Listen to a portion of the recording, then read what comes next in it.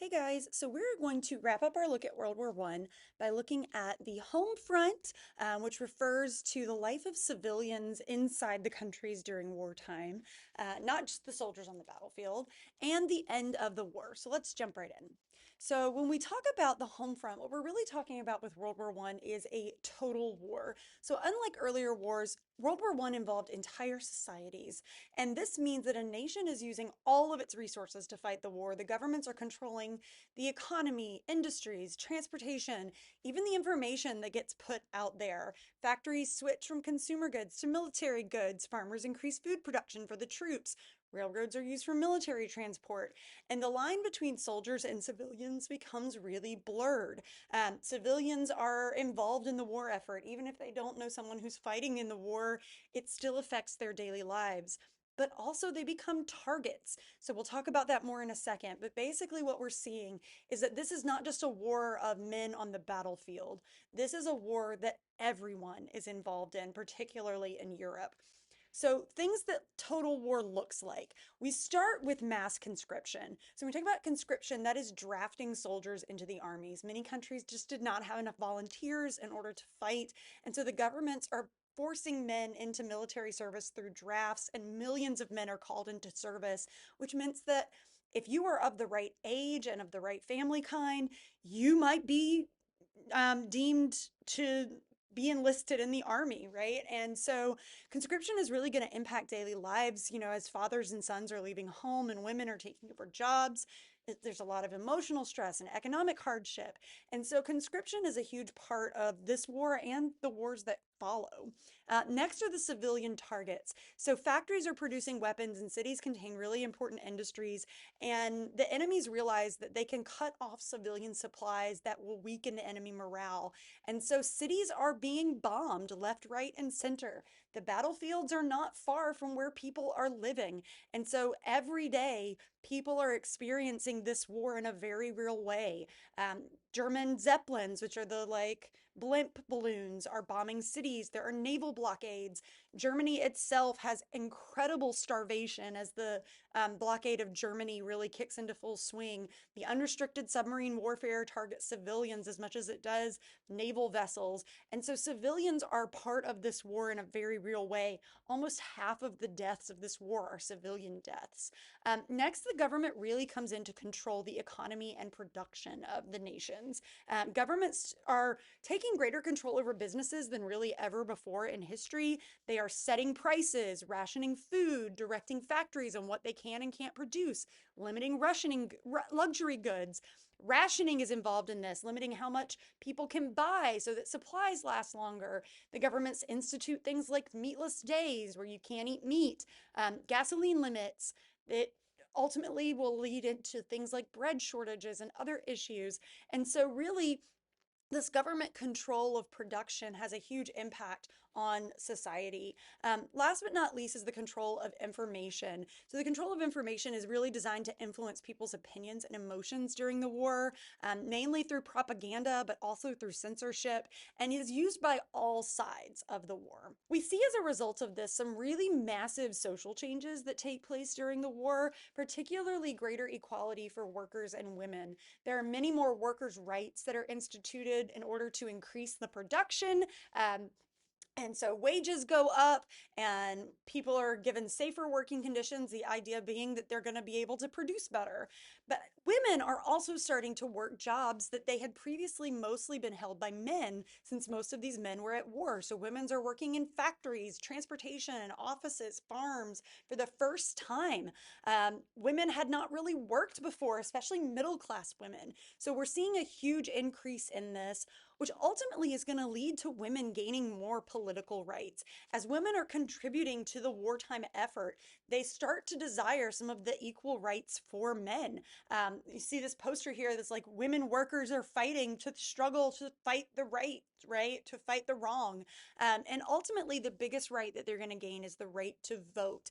This is known as women's suffrage. So in 1918, Germany and Austria give women the right to vote, 1919 in Belgium, 1920, Czechoslovakia and the United States, and 1928, the United Kingdom / Great Britain.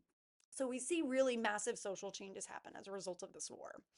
Now, as the war is sort of coming to a close, Germany really is the one suffering the most. So, Germany has had trouble fighting this two-front war. They're fighting Britain and France in the west, Russia in the east, and this really stretches their resources and troops much too thin. Even when the Russians drop out of the war, they drop out at the same time that the American troops join. So when the Americans enter in 1917, they are well supplied, they are fresh, they've not been fighting for 4 years. So they are really coming in and boosting the Allied morale while the Germans are exhausted by starvation and food shortages and constant like internal fighting and low morale. And so on November 11th at the 11th hour, of the 11th hour of the 11th day of the 11th month, yes, that was planned, they stop fighting. They call an armistice, which is a ceasefire. This is not the same as a treaty. This is just saying we're going to stop the fighting. Kaiser Wilhelm II is exiled from Russia or from Germany. He abdicates his throne and goes into exile. And Germany, for the first time, becomes a democratic government called the Weimar Republic. And this marks the end of the German Empire, which was both very short, dating back to 1871, but also very long if you include the Holy Roman Empire. So now that the war is over, we have to really think about the impact that it has. So, in terms of the human cost, we don't have exact numbers, but we know about 11 million soldiers were killed and about 7 million civilians. So, this war is total, right? Destruction comes at a scale that the world had never seen before. And Europe is economically and physically and psychologically devastated. Cities are destroyed, farmland is ruined, factories are damaged, economies are weakened, and European nations owed huge debts for the cost of the war. This also leads to some major psychological issues that becomes known as shell shock. And this is a psychological condition caused by the trauma of the war, with giving soldiers things like nightmares, anxiety, shaking, emotional numbness. And what we know now is that this is PTSD, but it had never really been seen on a scale as it had at the end of World War I because, again, of the changing way war is being fought. To add insult to injury, in 1918, a flu pandemic spreads rapidly around the world, partly because of soldiers, partly just because of the way people going back home, they bring those germs with them. But this flu was an intense flu. It's not like, just a little sniffle. It did kill 20 to 40 million people, which is more than the war itself. Uh, and what was really unusual about this particular flu is most of the time flu affects old people and young people. This, like children, this affected like young, healthy adults. And so it was pretty devastating as a result. So the world is struggling. If you look at this map of statistics here, we can really see the deaths of this war. The Allied powers by the end of the war had mobilized 42 million troops. The Central Powers about half that at 23 million. And as we can see, many countries lost over 1 million men. Germany lost the most at 1.8. Russia's not too far behind. They are the highest of the Allied powers. Some countries did not lose as many, but that's also because they did not mobilize as many. United States, for example, came in late in the war, so they didn't lose very many. But France, where the war was mostly fought, lost over 1 million. So this war had devastating consequences. Which brings us to the treaty. So the Paris Peace Conference meets at the Palace of Versailles. And if this painting of the Paris Peace Conference looks a little familiar, it's probably because I've shown you this one, where the coronation of Kaiser Wilhelm I, the first emperor of the German Empire, was crowned. And this is not a mistake. They crown him here because this is where or they have the peace conference here because this is where the German Empire really began. So the leaders of this peace conference are a group known as the Big Four. We have Vittorio Orlando from Italy, Georges Clemenceau from France, David Lloyd George from Britain, and Woodrow Wilson of the United States. So in terms of what these guys really want and what they are looking for, we start with Vittorio Orlando. So he is very emotional and passionate and incredibly nationalistic. realistic. Now, he is less influential than some of the others because Italy had joined the war to the Allied side after the war already began. And what he wanted was territory back to Italy, and a greater respect for Italy as a major power. Particularly, he wants land that had belonged to Austria, and really is trying to defend nationalist Italian interest in Italy. However, he is going to be a little disappointed because Italy does not have as much power as the rest of these guys. Next, we have Georges Clemenceau. His nickname was the Tiger. He was tough and aggressive and deeply patriotic and distrusted the Germans completely. And he focused on security above all else. France had suffered enormous destruction during the war. Northern France is devastated. German had invaded France twice in 50 years, and Clemenceau wants to make Germany can never threaten France again. So he wants revenge. He wants Germany punished severely with heavy reparations, a weakened military, and he wants France protected from future invasions and the return of territory like Alsace-Lorraine to France. He has reportedly said Germany will pay. And so this guy is out for blood. Next, we have David Lloyd George. David Lloyd George is the Prime Minister of Great Britain. He is clever and practical. He sometimes sort of changes his position for political advantage, but he understands both sides of the argument. He wants Britain to appear strong, particularly with their naval power, but also knows that Germany needs to recover economically. So while he wanted some of the same things, such as reparations and a weakened Germany, he doesn't want Germany to have to be crushed the way that the French do. His biggest thing is wanting punishment for submarine warfare, right? He does not want the harsh treatment that Clemenceau is looking for. Last but not least, we have the President of the United States, Woodrow Wilson. And Woodrow Wilson is an idealist. He believes in morality and fairness and really wants principles over compromise. He saw himself as someone who could improve the world.